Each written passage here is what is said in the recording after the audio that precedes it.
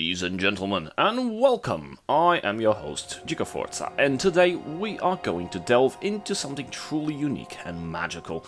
This is Sky, Children of the Light. Now, I've streamed it a little bit, but decided to do a proper intro for it and tell you guys all about this amazing game. So what is Sky? It's an online social adventure game developed by that game company. Some of you may have heard about it from the other great game they made called Journey. Well, for those of you that have no clue about either, I can tell you that they focus on creating timeless interactive entertainment that inspires human connection. That's exactly what Sky is. The player's immersion is done primarily through breathtaking visuals and soundgasmic soundtracks and sounds. The game focuses heavily on social activities and cohesion between players by explicitly rewarding such behaviors. Oh, and did I mention, the game features absolutely no dialogue. There is a chat, but it's a bit hard to unlock and only after the bonding between friends has reached a certain level. So what makes Sky a great game? Well, besides the social interaction, there is also the personal journey you must take from the start of the game. This ultimately ties us into the story and the ending of the game. That is because the story is not explicitly depicted, it's more of a what you want to make of it. Why? Because the game just draws the contours of it, leaving it the inside for your imagination to fill in, just like a child discovering coloring books for the first time. Add some philosophical seeds here and there, some existentialism spice, and it's the perfect story. We'll get to it in a moment. But for now, let's break down on the game's key aspects. Character progression consists of you advancing through the game and gathering collectibles in the form of ancestor spirits, winged light, which are power-ups that allow you to fly higher, and freeing these ancestor spirits, which you find petrified along your journey, opens up unlocked trees for emotes, aesthetics, and other interesting rewards.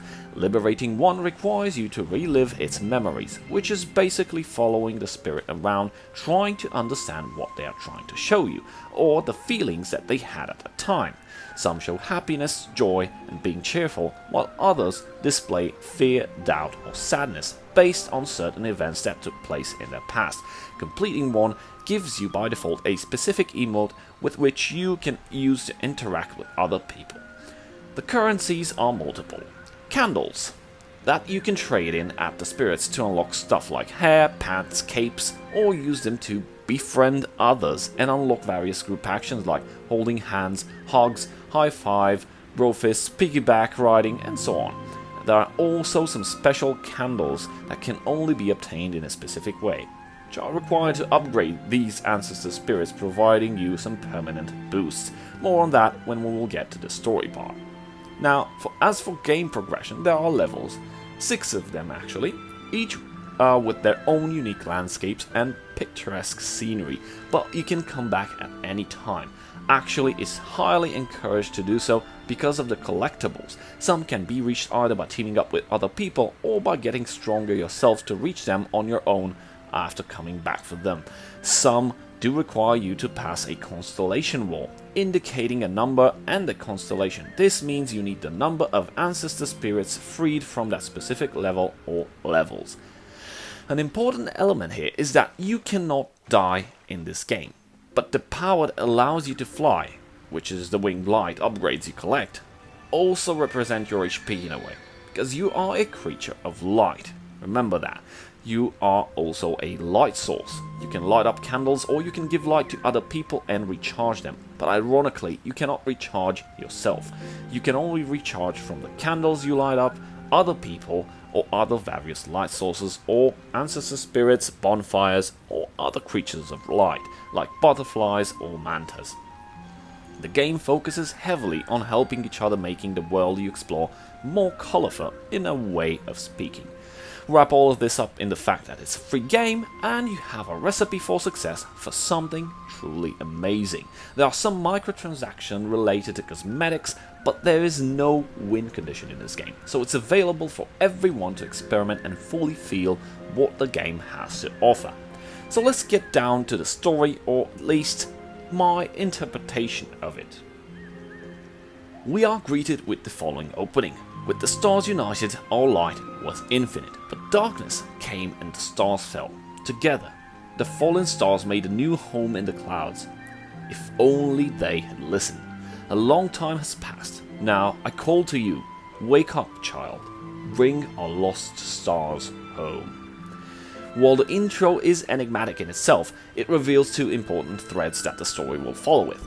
All stars came from one place where they were united in infinite light, and darkness came, and so the stars fell. The concept of yin and yang, light and darkness, is laid down on the table from the very beginning. This is further reinforced by the phrase, if only they had listened, because you cannot have one without the other.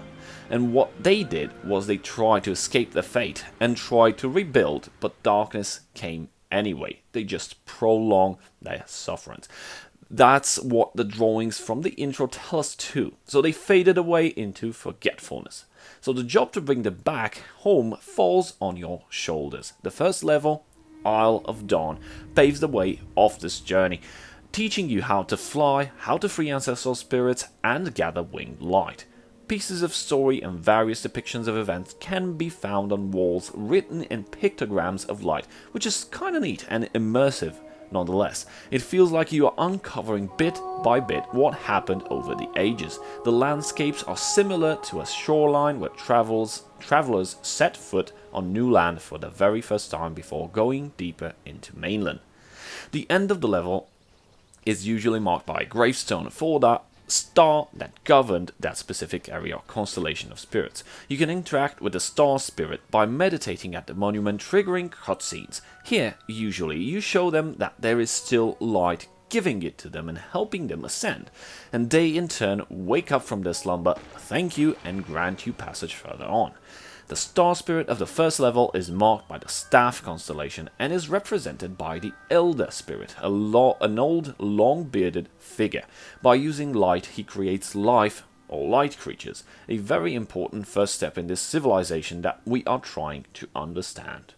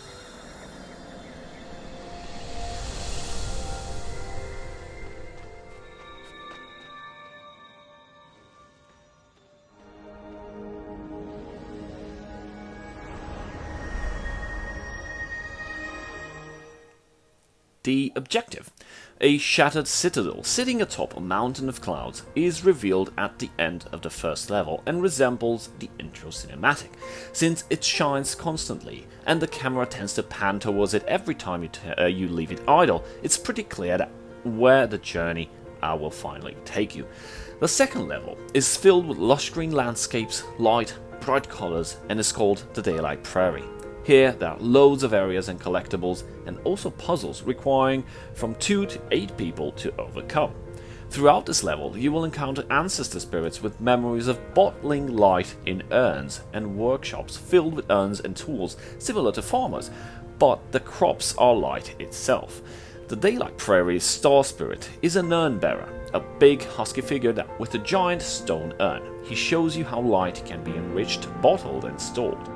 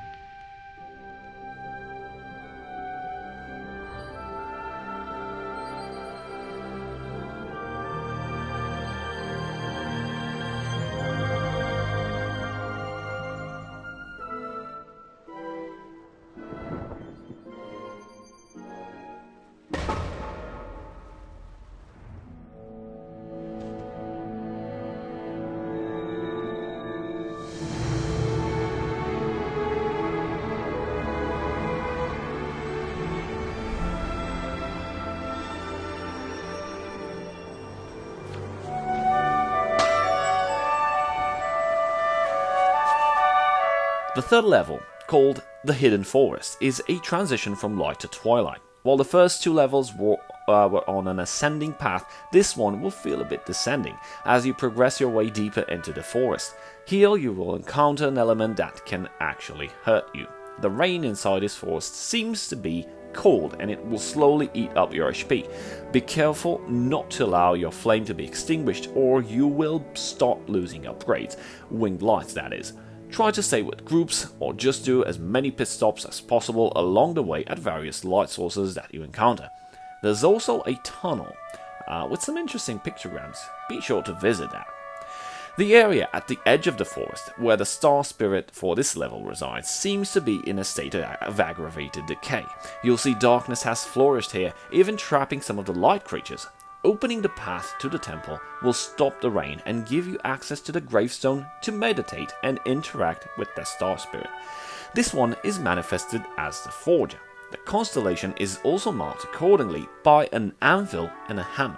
The cutscene reveals how the Forger uses the light to create new stars, adding up to the context, the urns and boats found either in the level or on pictograms. It is clear that the Forger was using the bottled light the urn bearer was providing.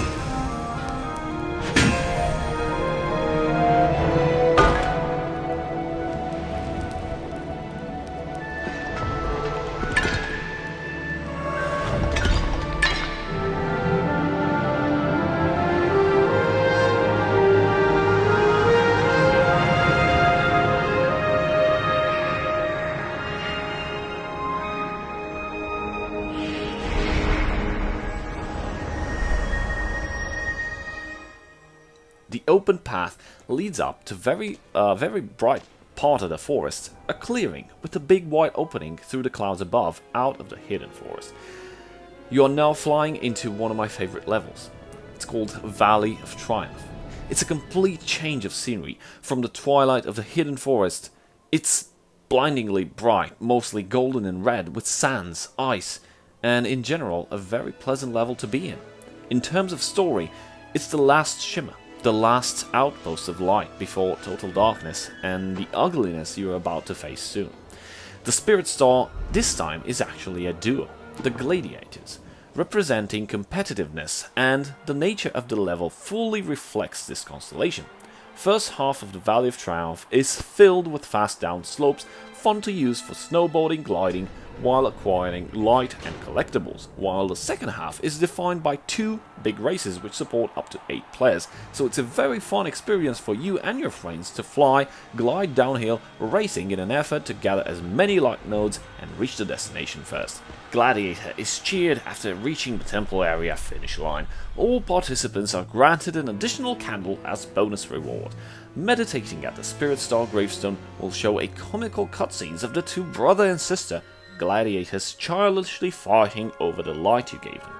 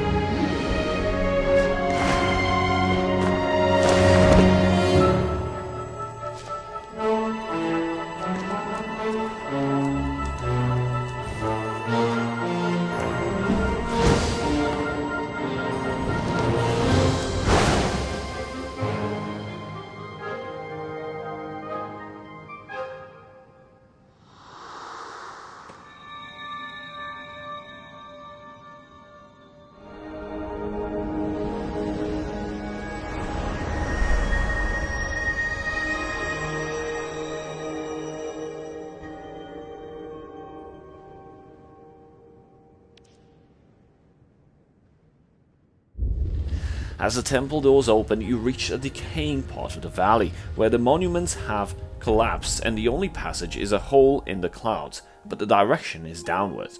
This is where the light stops. The colors start to fade away and turn into greys, greens and blacks. You quickly reach the town area of this level, and you can actually feel this place is very cold and unwelcome, as you and your friends huddle up in groups for warmth at one of the few bonfires left. From the town, there is only one way to progress: to plunge even deeper into a vortex of darkness, finally reaching the most remote and desolate place, the Golden Wasteland.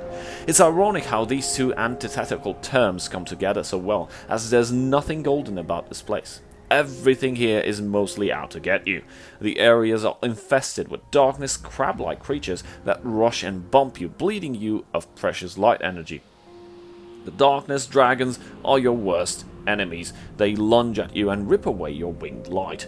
The level starts with a crashing area, similar to how stars fall, leading up to a crumbling mausoleum beyond which the graveyard lies. A graveyard full of light creatures, where multiple dragons lurk and patrol. Another side worth mentioning is a shipwreck from the old days of glory, albeit with similar infestations. It is pretty clear a long time ago these lands were indeed golden, but that a battle took place here, one that the light had clearly lost. The last zone you'll pass through are the battlefield and the temple where the star spirit, represented by the guardian warrior, resides. He is weak and tired. You rejuvenate him by offering a piece of your light, and in return he opens up the way towards the vault of knowledge.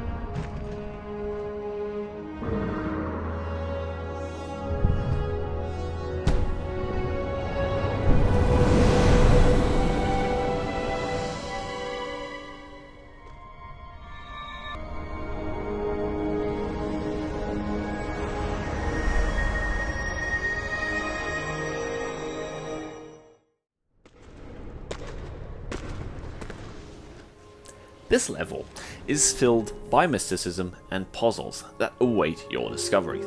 Vault doors require companions to open and uncover their secrets. The vault is mostly a vertical structure.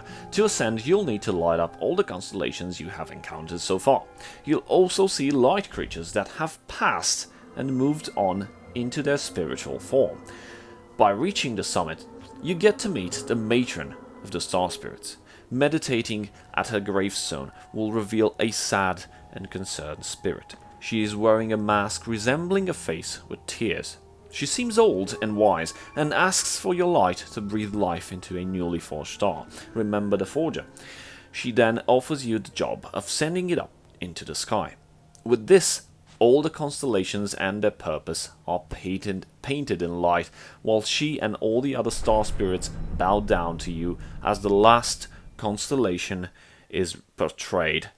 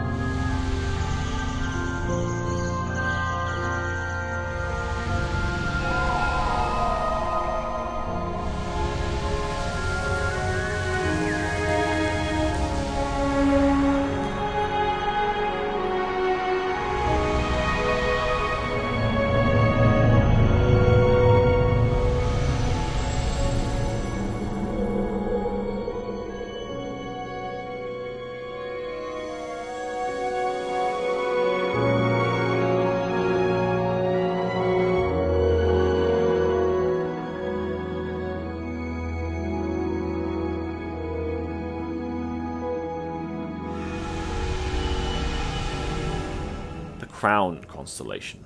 The citadel in the clouds, the end of your journey. Come to think of it, you've seen it before. Back home, the constellation of friendship, the one that has been populated with stars every time you made a new friend.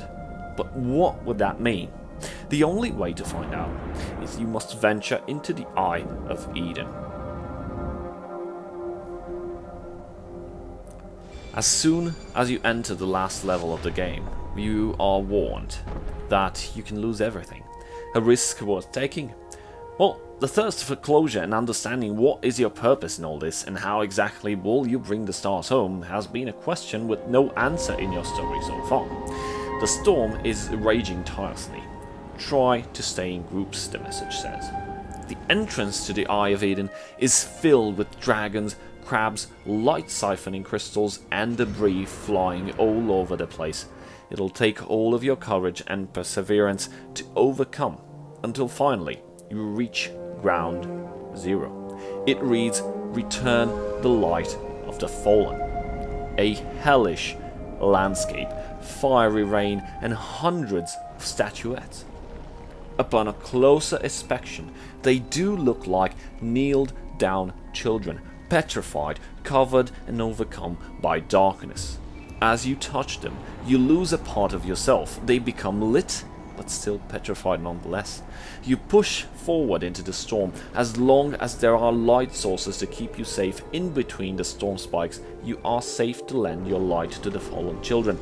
But alas, you reach a terrifying conclusion. As you find out there are no more light sources ahead, only children, frozen in time, and an endless storm pounding you mercilessly, causing you to lose the precious light gathered in your journey so far. It's clear there is no escape, and the only thing you can do is give more of yourself until there is no more.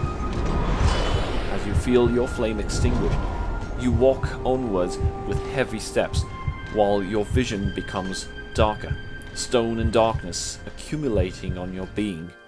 You eventually collapse, kneeling down in the exact same position as the others, the other children of light. Because they were the same as you. They have failed and they have fallen, and it would seem so did you. Darkness is inevitable. Where there is light, there must always be dark. You fall down into an endless abyss of darkness, thinking, why? What was the point? The time for reflection is now, and as a perfect timing, you hit the reflection of a perfectly smooth, mirror-like lake. You notice in the distance a shimmer of light, and as you approach it, the light gains form. And it is a child. It is actually you. It is your light. The duality, you flamed out, covered in darkness, and you, a beautiful being of light. You hug with yourself.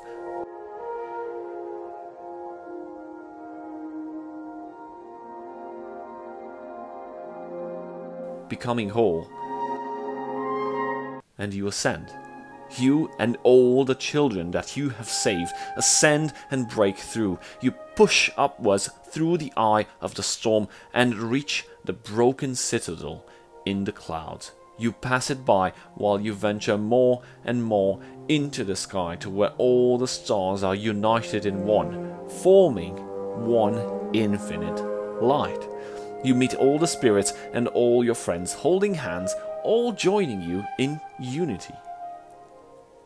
In the end, they all thank you and salute you before becoming permanent dots in the sky, leaving behind precious ascended light.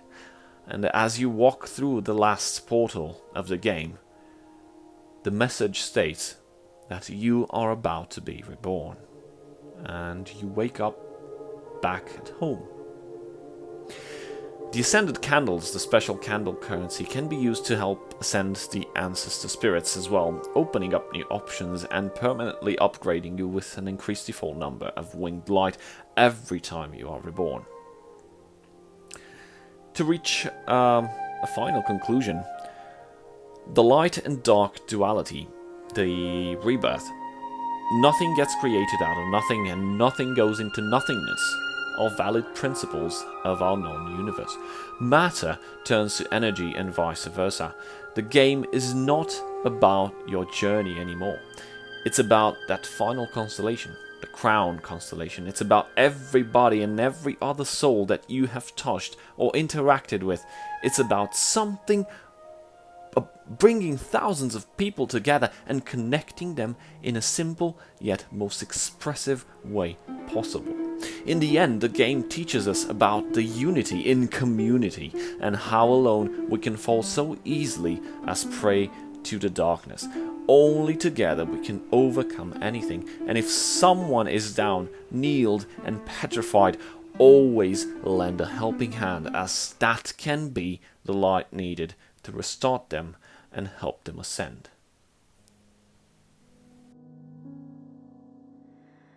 So, thank you guys for watching. Please throw in a like and a subscribe if you've loved this video. And I will see you next time, because we are going to embark on Legends of Runeterra. Cheers.